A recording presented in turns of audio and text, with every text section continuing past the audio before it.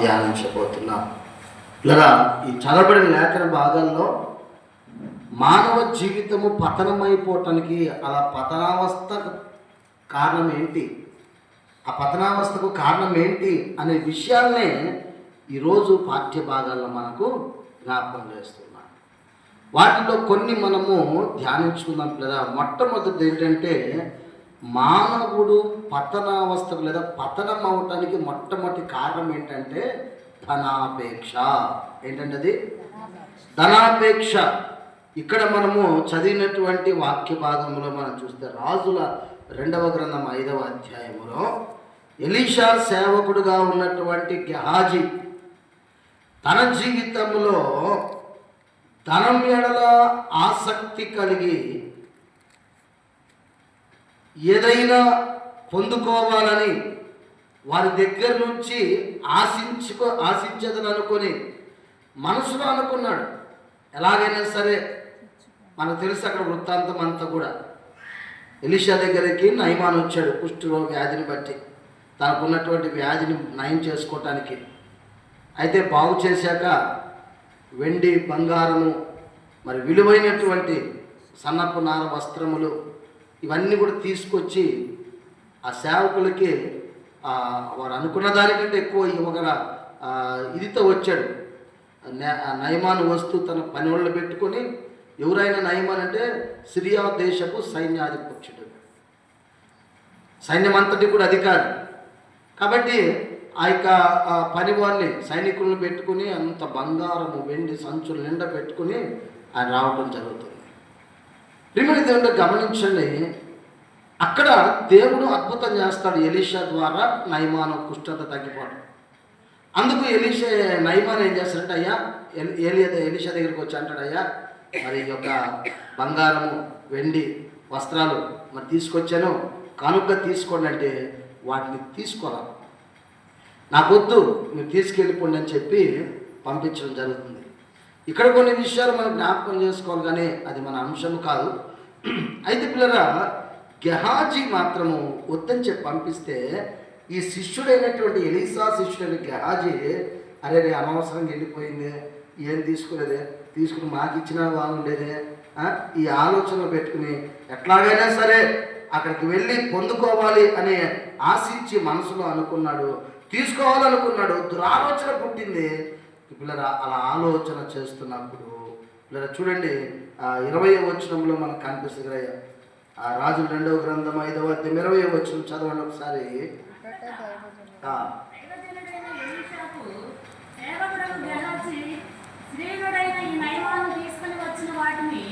అంగీకరించుటకు నా యజమానునికి మనసు లేకపోయాను, కానీ యెహోవా జీవము తోడు నేను పరిగెత్తుకొని పోయి అతన్ని కలుసుకొని అతని యొక్క ఏదైనా తీసుకుని అనుకొని నయమాను కలుసుకొనుటకై పోవచ్చుండగా నయమాను తన వెనుక నుండి పరుగున వచ్చుచున్న వాడిని చూచి. చాలండి, చూడండి ఏమనుకున్నాడు ఇక్కడ. ఆయన ఎలాగైనా సరే ఆయన యొద్ద ఏదైనా తీసుకోవాలి అనేటువంటి ఆలోచన కలిగి ఉన్నాడు. ప్రియమైన దేవుని, ఎప్పుడైతే మనస్సులో తన యొక్క గెహాజీ యొక్క మనస్సులో ధనం ఎడల ఆసక్తి అనేటువంటిది కలిగి ఉన్నాడో, తన జీవితంలో ఆ పతనం ఎలా అయిందో తెలుసా?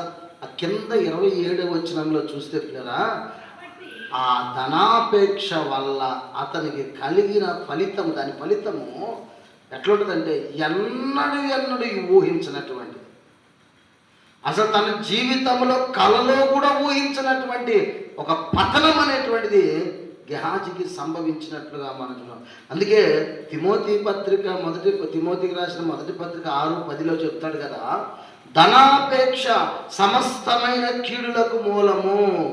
ఈ సమస్తమైన కీడుల్లో ఒకటి మానవుని పతనము. ఈ సమస్తమైన కీడుల్లో ఏంటంటే ఒకటి పతనము. ఎందుకు కలిగింది గెహాజీకి పతనము? కేవలము ధనాపేక్ష కారణంగా. అలాంటి ధనాపేక్ష కలిగినటువంటి గెహాజీ జీవితంలో పతనావస్థకు వెళ్ళిపోయినట్లుగా మనం చూస్తున్నాం.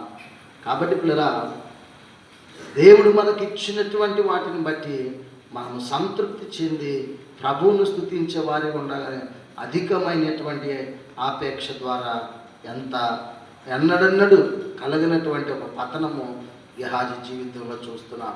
ఒకటే అన్నాడు, నయమానుకు కలిగిన కుష్టు ఎవరికండి? నీకు అమ్మా, ఎవరికి? నీకు నీ సంతతి అంతటికి. చూడండి పిల్లరా, ఆయన చేసినటువంటి పొరపాటు ఇప్పుడు ఎవరో శాపము, ఆ పతనం ఎవరికి కలిగింది? ఇప్పుడు తనకే కాదు, తన కుటుంబం అంతటికి కూడా కుష్టు వ్యాధితో బాధపడుతున్నారు. ఎంత ఘోరమండి! అందులో ఆ దినముల్లో కుష్టు వ్యాధి అంటే భయంకరమైన పాపాత్ముడని ప్రజలు భావించేవారు. ఘోరమైన పాపము చేస్తేనే ఈ వ్యాధి వచ్చిందని భావించేటువంటి వారు. మరి ఆ రోజుల్లో అంత భయంకరమైన పాపము కుష్టు వ్యాధి.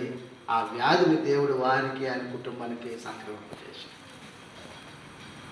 ఆ పతనానికి కారణం ఏంటంటే ధనాపేక్ష. ఒకవేళ ఈ రోజున నువ్వు అటువంటి ధనాపేక్షను కలిగి ఉన్నావేమో, దాని నుండి ఆ ధనాపేక్ష నుండి విడుదల పొందాలని ప్రార్థన చేసుకో. లేదనుకో, ఇలాంటి గెహాజీకి అటువంటి పత్రం వచ్చింది, రేపు మనకు ఎలాంటి ఆ పత్రం వస్తుందో మనకు తెలియదు. ఎందుకంటే పదే పదే పదే దేవుడు ధనాపేక్ష గురించి చెబుతూనే ఉన్నాడు. మనం ఆలకించాలి, ఆలకించాలి. అది ఎప్పుడు ఎన్నడెన్నడూ ఊహించినటువంటి విధంగా ఆ పతనం అనేటువంటిది వస్తుంది. రెండవది చెప్తున్నది ఏంటంటే అబద్ధం. ఒక వ్యక్తి పతనం అవటానికి కారణం ఏంటో తెలుసా? అబద్ధం. మనం చాలా ఈజీగా మాట్లాడేస్తామండి, చాలా సులువు చెప్పేస్తాం అబద్ధం. అవునా? ఎంత సులువుగా చెప్పేస్తామంటే అసలు తడబడకుండా చెప్పేవాళ్ళు ఉన్నారు. తప్పు చేసి కూడా ఒప్పుకోకుండా తడబడకుండా అని కరెక్ట్గా సమానం చెప్తారు. అబద్ధం కదా. మానవ పతనానికి కారణం రెండవది ఏంటంటే అబద్ధమే. అబద్ధికులందరూ కూడా పతనం అవుతారు అని దేవుని వాక్యం మనకు చాలా స్పష్టంగా జ్ఞాపకం చేస్తుంది. ఎవరు అబద్ధం ఆడారో తెలుసా? గెహాజీయే. ఏం చెప్పాడు? గబగబ గబగబ వెళ్ళిపోయి నయమాన్ దగ్గరికి వెళ్ళిపోయి అక్కడికి వెళ్తూ చూడగానే, అయ్యో ఎలీషా ప్రవక్త వస్తాడని చెప్పి ఆ నయమాను బండ్లు ఆయన అక్కడ అంటాడు, వీళ్ళ యొక్క ఆ సామాగ్రిని అంతా తీసుకెళ్తున్నటువంటి ఆ మరి గుర్రాల మీద ఒంటి మీద వాళ్ళు గబగబ వెళ్ళిపోతుంటే, అంటే వాళ్ళ వాహనం మీద వెళ్తున్నారు. గెహాజీ ఖాళీ నడకతో వాళ్ళని అందుకోగలిగాడు. ఎంత ఆశలు చూసారా?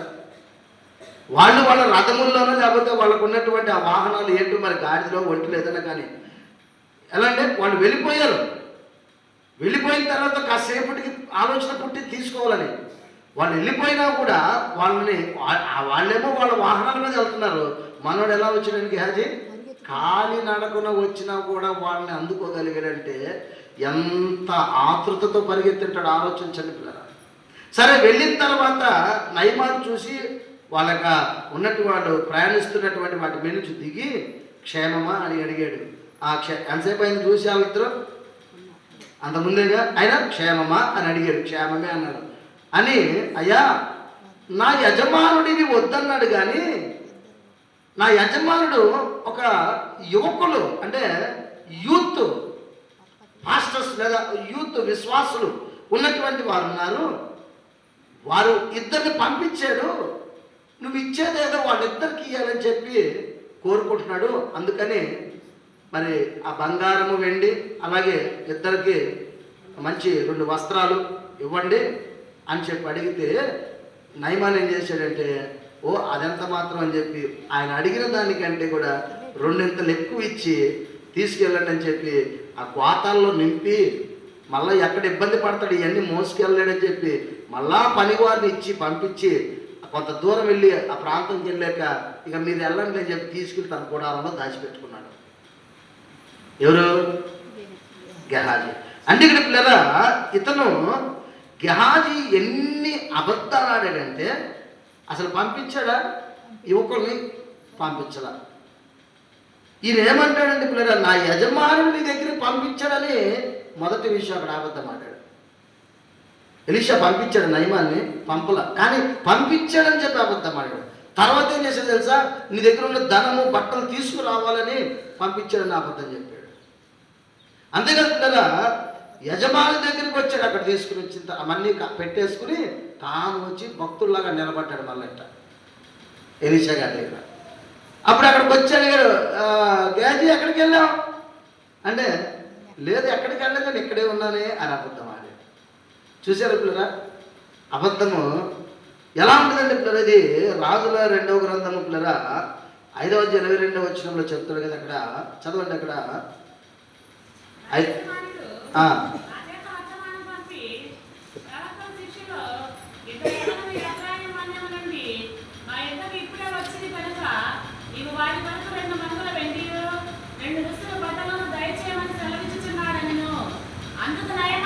ఇరవై 25వ వచనం కూడా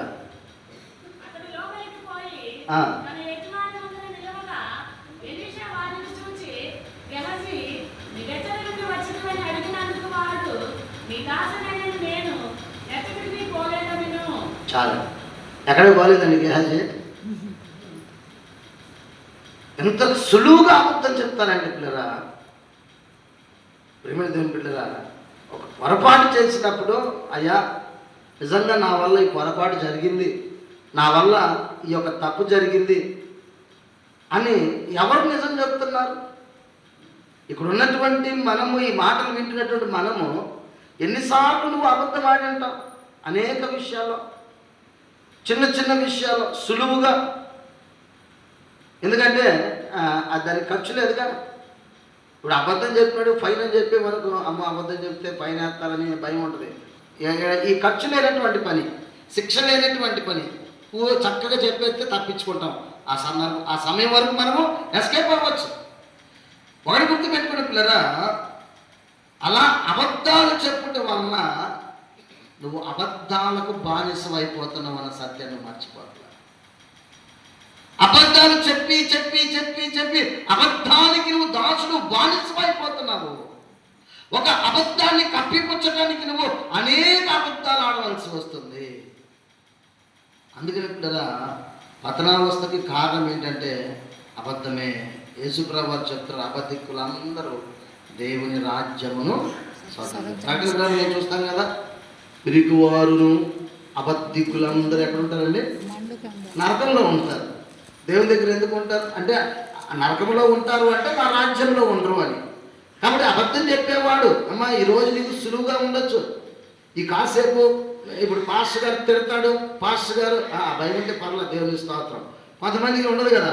ఎట్లా ఉంటుందంటే, అబద్ధం చెప్తే చాలు మనం తప్పించుకోవచ్చు అని, లేకపోతే తల్లిదండ్రుల దగ్గర అబద్ధం చెప్తే తిట్లు తప్పించుకోవచ్చు, దెబ్బలు తప్పించుకోవచ్చు అని నువ్వు అబద్ధం ఆడచ్చు. కానీ నువ్వు దానికి బానిసమైపోయేవన్న విషయాన్ని మర్చిపోవద్దు. నీ అబద్ధము వల్ల నువ్వు చెప్పే ప్రతి అబద్ధము కూడా దేవుడు రికార్డ్ చేస్తూ ఉంటాడు.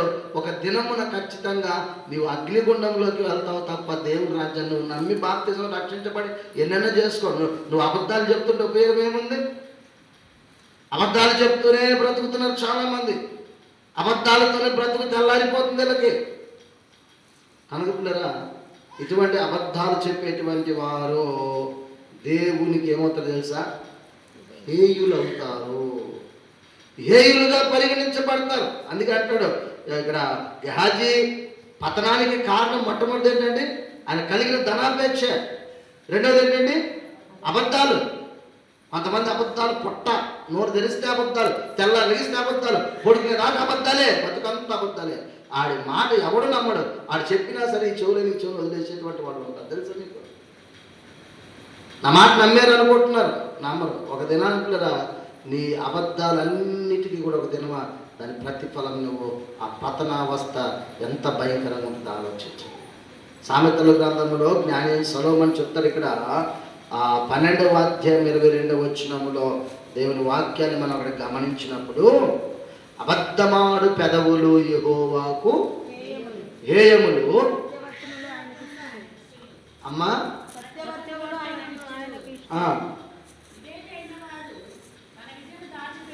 చాలండి. ఏమన్నాడు అక్కడ? అబద్ధమాడేటువంటి వాడి పెదవులు లేదా దేవునికి హేయములు అంటే అబద్ధమాడు వారు దేవునికి హేస్తులుగా మారిపోతారు, దూరం అయిపోతారు, చివరికి మనిషి యొక్క పతనావస్థకు దారితీస్తుంది. కనుక పిల్లరా, రెండవది ఏంటంటే పిల్లరా, మనం చూస్తే మనిషి యొక్క పతనావస్థ ఏం చేస్తుందంటే దేవునికి దూరం చేసేస్తుంది మనం అబద్ధం ద్వారా. ఈ అబద్ధాలు మానుకోండి. చిన్నదానికి పెద్దానికి అబద్ధాలు ఆడేస్తూ ఉంటారు టకామని. అయ్యో దీనివల్ల ఎంత ఘోరం ఉంటుందని ఆలోచించండి. దేవుని రాజ్యాన్ని స్వతంత్రించుకోలేరు అంటున్నారు. అంతేకాదు మరొక మాట ఏంటంటే పిల్లరా, కపట భక్తి. మూడవగా మనం చూస్తే మనిషి పతనానికి కారణం ఏంటంటే కపట భక్తి, కపటమైనటువంటి భక్తి. ఇక్కడ మత్తయి సువార్త 23వ అధ్యాయం 34 నుంచి 39 మనం చూస్తే అక్కడ వాళ్ళు చేసిన పని ఏంటంటే పిల్లరా, మీ యొద్దకు ప్రవక్తలను ఏమంటారు అక్కడ వారు, నేను మీ యొద్దకు ప్రవక్తలను, జ్ఞానులను, శాస్త్రులను పంపుచున్నాను, మీరు వారిలో కొందరిని చంపి సిలువ వేయుదురు. ఇక్కడ చాలా స్పష్టమైనటువంటి మాట మనం చూసినట్లయితే పిల్లరా, ఒకటేంటంటే ఎందుకు చంపుతున్నారు వారు? ఇక్కడ ఏమంటున్నాడు, మీ యొద్దకు ప్రవక్తలను, జ్ఞానులను, శాస్త్రులను పంపించాను, కానీ మీరు అని సిలువ వేసి కొంతమందిని చంపి. ఎందుకు చంపుతున్నారు అంటే వారు వచ్చి చెప్పినటువంటి, అంటే వారు చెప్పినటువంటి మాటలు వాళ్ళు అంగీకరించలేకపోవటం వలన. ఇక్కడ మనం చూస్తాం కదా, వారు దేవుని సేవకులు తిరస్కరించినటువంటి వారుగా ఉంటున్నారు. దేవుని మాటను అంగీకరింపనటువంటి వారుగా ఉంటున్నారు. దేవుని మాటను కూడా పెడచెవిన పెట్టినటువంటి వారుగా మనకు కనపడుతున్నారు. అంటే వారి యొక్క హృదయం ఎలా ఉందంటే కపటమైన భక్తి గల హృదయాన్నిగా మనం చూస్తున్నాం. వారి హృదయం అంతా కూడా కపటమైన భక్తి. దేవుని యొక్క సేవకుడు చంపాలనేటువంటి ఆలోచన. పైకి మాత్రం ఎంతో ఎలా ఉంటారంటే శాంతమూర్తుల్లా కనపడుతూ ఉంటారు. పైకి మాత్రము ఎంతో వినయ విధేయతలు కనపరిచేటువంటి వారుగా ఉంటారు. కానీ లోపల మాత్రం ఎలా ఉన్నారు తెలుసా? వాళ్ళు సేవకులను పిల్లరా, అక్కడ పంపించినటువంటి సేవకులు అయినటువంటి వారి ప్రవక్తలను, జ్ఞానులను పిల్లరా, వారు చంపినటువంటి మనస్తత్వం కలిగినటువంటి వారుగా ఉంటారు. పిల్లరా, అక్కడ అంటున్నాడు, ఇంకా కొరడాలతో కొట్టి కొందరిని పట్టణము నుండి పట్టణమునకు తరుముదురు, కొంతమందిని అయితే మీరు చంపుదురు అంటున్నారు. అంటే వారి హృదయం అంతా కూడా ఎలా ఉందంటే ఒక కపటమైనటువంటి ఆలోచనతో నిండి సేవకులను తిరస్కరించేటువంటి స్వభావము కలిగినటువంటి వారుగా మనకు కనిపిస్తున్నారు. ఈరోజు కూడా ప్రేమ దేవుని బిడ్డలారా, అలాంటి స్వభావము